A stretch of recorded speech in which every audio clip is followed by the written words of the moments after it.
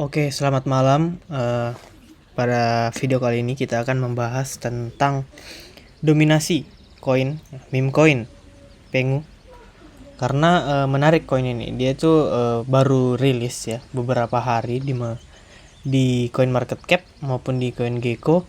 Nah, dia tuh langsung menggeser market cap dari raja meme di Solana ya, Wave. Koin yang akan kita bahas kali ini yaitu Pudgy Penguin ya. Ini sebenarnya ini NFT yang merilis tokennya. NFT yang bernama Pudgy Penguin yang merilis tokennya yang bernama Pengu ya. Jadi kita bahas dulu singkat tentang Pudgy Penguin ini, NFT ini.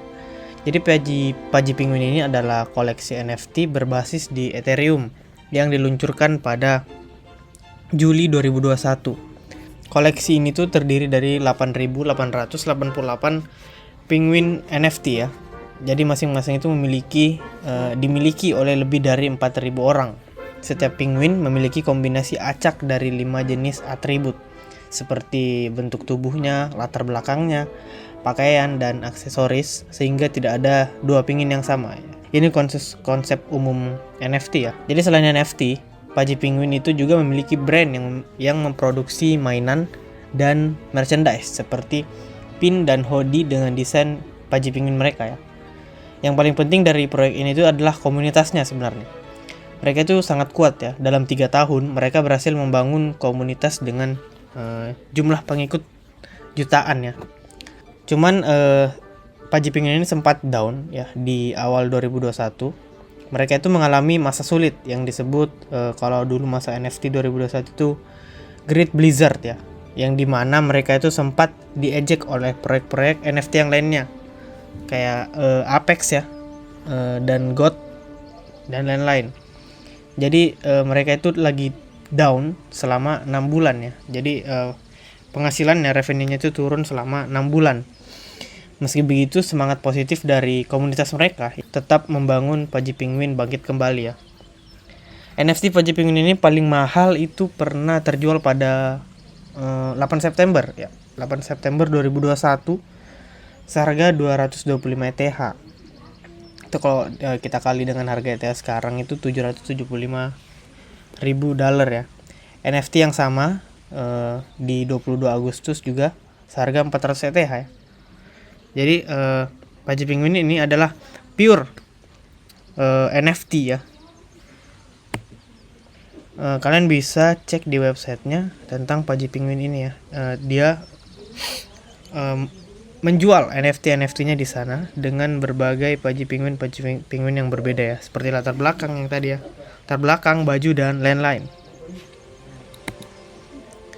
Nah, ini tuh Pengu itu kan di back oleh Pudgy Penguin, bukan di back ya, by owner langsung oleh Pudgy Penguin, NFT Pudgy Penguin ya.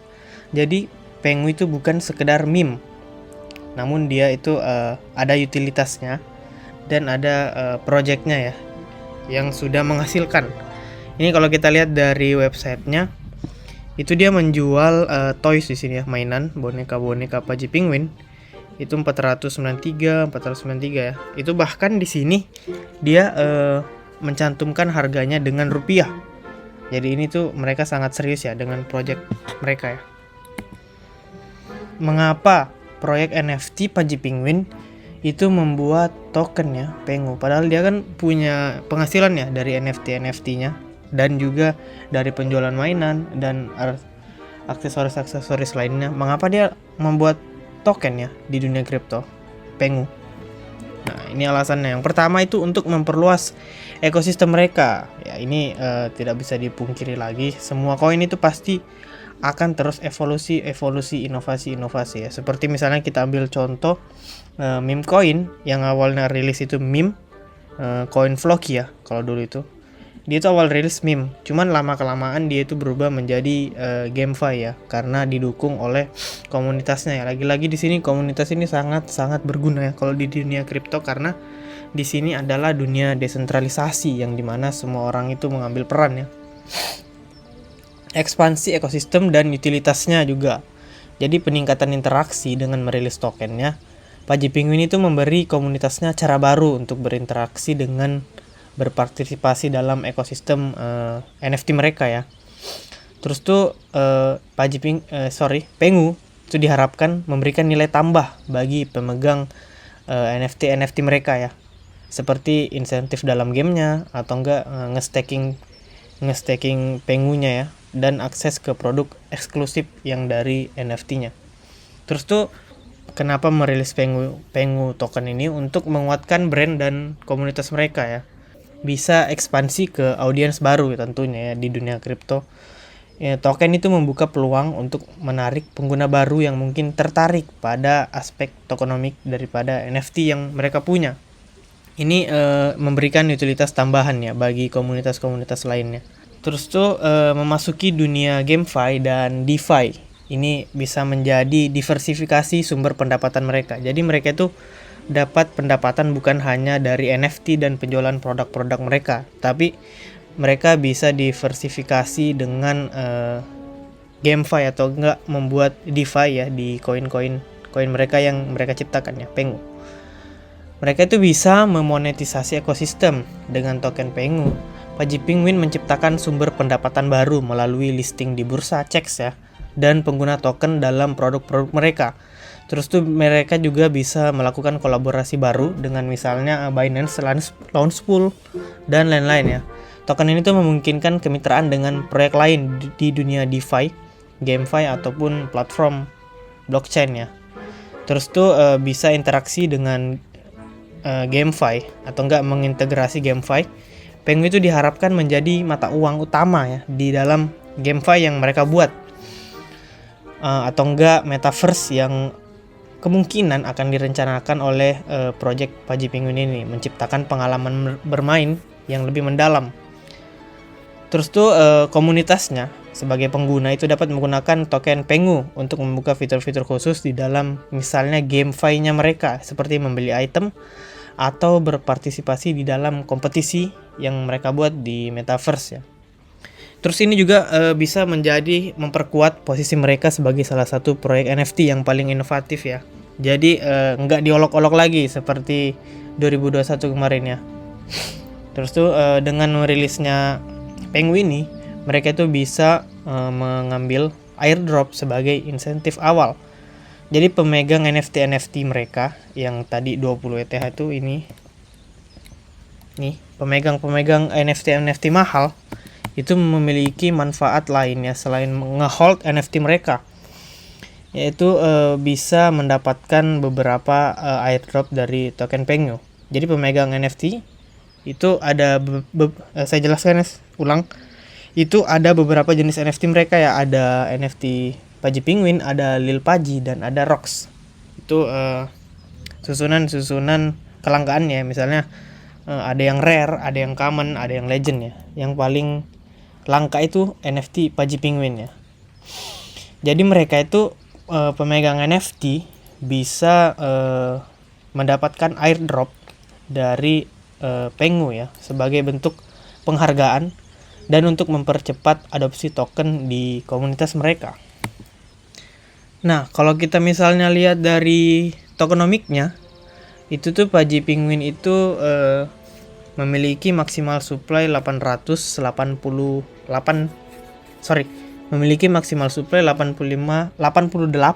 miliar token Pengu ya, diterbitkan di blockchain di jaringan Solana. Nah, bagaimana dengan tokenomiknya? Di sini 25,9% itu diberikan kepada komunitas Pagi Penguin ya. Bagian terbesar itu diberikan kepada pemegang NFT Pagi Penguin ya, yang paling langka tadi yang saya bilang, dan koleksi-koleksi terkait seperti Lil Pagi dan Pagi Rocks. Pemegang NFT juga menerima token berdasarkan jenis dan kelangkaan NFT mereka ya. Pagi Penguin itu sekitar 1,7 juta token per NFT, 1,7 juta token Pengu ya. Terus tuh Lil Pagi yang common tadi itu sekitar 188.000 token per NFT yang mereka punya. Terus tuh yang paling umum itu NFT mereka Pagi Rocks, antara 105.000 hingga hampir 195.000 token per NFT Pagi Rocks ya.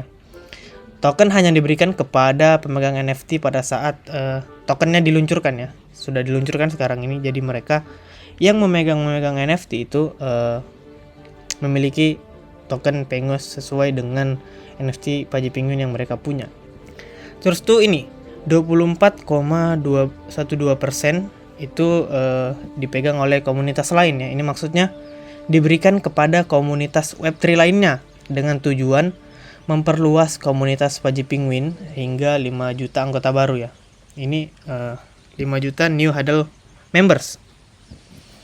Terus tuh komunitas yang eligible itu contohnya Plosis, Doodle, App ya, Bored Ape Yacht itu Apex ya. App itu Coin App ya, GameFi. Terus tuh Mutant, Ape Yacht Club dan lain-lain ya. Pokoknya NFT community lain ya. Terus tuh pemilik walaupun NFT yang dulu olok-olok mereka ya, itu juga dibagikan ke mereka tuh. Nah, ini baiknya sih. Pemilik Pagi Toys juga yang berpartisipasi di platform Pagi World juga bisa mengklaim token ini. Jadi mainan yang mereka beli itu ada kodenya ya. Entah itu kode QR atau enggak kode address yang dicantumkan di mainan mereka. Itu ada sejumlah entitas yang bisa kita scan untuk memperoleh token Penguin ya, sesuai dengan tokenomic yang mereka jelaskan. Jadi pemilik Pagi Toys, Pagi mainan yang tadi boneka, yang berpartisipasi di platform Pagi World juga bisa mengklaim token ini. Nah, terus tuh ini 17,8 itu diberikan kepada tim mereka ya, dengan cliff unlock itu 1 tahun, dengan divestingnya 3 tahun ya. Jadi ini tuh diberikan kepada developer atau enggak karyawan mereka lah, baik yang saat ini maupun yang sudah keluar ya. Token ini tuh memiliki periode cliff 1 tahun dan vesting 3 tahun di sini ya, untuk supaya misalnya kalau rilis mereka yang punya ini enggak langsung ngejual ya. Jadi harus nunggu gitu 1 tahun untuk cliffnya dan 3 tahun untuk vestingnya. Terus tuh untuk liquidity-nya mereka itu supply 12,35%. Ini tuh dialokasikan untuk menyediakan likuiditas di bursa ya, agar tokennya itu dapat diperdagangkan secara aktif. Terus tuh untuk ini 11,48 ya. Kita urut dari yang terbanyak sampai terbesar ya. 11,48 itu untuk perusahaan mereka. Itu diterima oleh Iglowing ya. Di ini ada nggak ada ya. Pokoknya perusahaan yang nge-invest mereka itu namanya perusahaan itu Iglo Inc. Perusahaan induk dari NFT mereka, Pagi Penguin. Token ini juga memiliki cliff ya, sama 1 tahun cliff dan 3 tahun vesting. Terus tuh ada 4% untuk public good.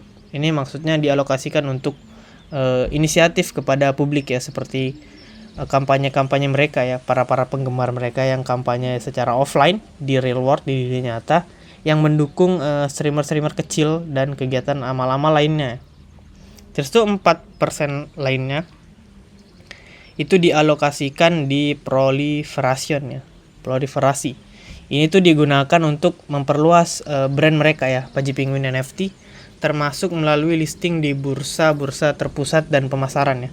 Ini juga ada di Tokopedia ya, salah satunya termasuk seperti bursa-bursa e-commerce dan jual-jualan online ya, seperti Amazon, Alibaba. Kalau di Indonesia ada di Tokopedia, kalian bisa cek. Terus tuh 3%-nya itu dialokasikan untuk Binance. Terus tuh 0,35 itu dialokasikan untuk pemegang Pagi Penguin NFT mereka yang dulu sempat membeli melalui FTT atau enggak FTX ya. Ini itu kalau kalian tahu FTX itu CEX ya, di tahun 2021 yang sempat bangkrut ya. 2022 sorry. Jadi 0,35% ini tuh diberikan kepada mereka yang dulu beli NFT Pagi Penguin melalui FTX ya, dan bangkrut. Nah, kalau misalnya kita bandingkan nih, ini tokenomicnya Pagi Penguin dari maksimal supply-nya 88 miliar, ini sekitar 70% sudah terdistribusi di market dengan market cap 2 miliar ya di sini. Terus kita lihat di sini dia maksimal supply-nya limited ya. Jadi tidak bisa inflasi. Namun kalau kita bandingkan dengan MIM di jaringan yang sama Solana, pemenangnya adalah WIF di sini. Kita lihat WIF di sini market cap-nya 1,9 billion. Di sini Pengu 2,6. Jadi lumayan agak ada gap ya. Ada 700 million gapnya. Cuman kalau kita lihat dari tokenomiknya WIF, ini WIF itu semua sudah terdistribusi ke market ya. 100% terdistribusi ke market. Dan juga dia itu maksimal supply-nya limited. Jadi nggak ada deflasi. Nah, di sini saya jelaskan kenapa di sini yang terdistribusi tidak semuanya di sini 62 juta. 62 juta doang dari 62 miliar doang dari 88 miliar token yang mereka punya. Nah, di sini 20 miliar token yang lainnya itu ada di sini ya. Di lock oleh Pudgy Penguin. 20 miliar token Pengu itu di lock di sini dan di sini. Jadi akan unlock itu sekitar 3 tahun kemudian ya. Nah, bagaimana kalau misalnya kita lihat dari chartnya? Oke, jadi sebelumnya di sini ini bukan ajakan untuk menjual atau nggak membeli ya. Ini cuman analisa yang saya lakukan, not financial advice. Do your own research ya.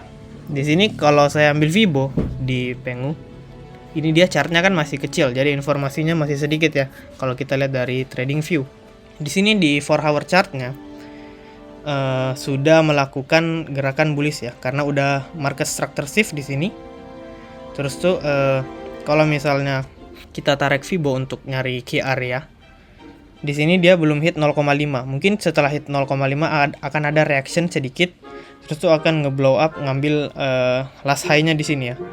Terus tuh maksimal untuk Pudgy Penguin itu bisa ke 0,099 atau enggak 0,1 dolar ya per token Pengunya.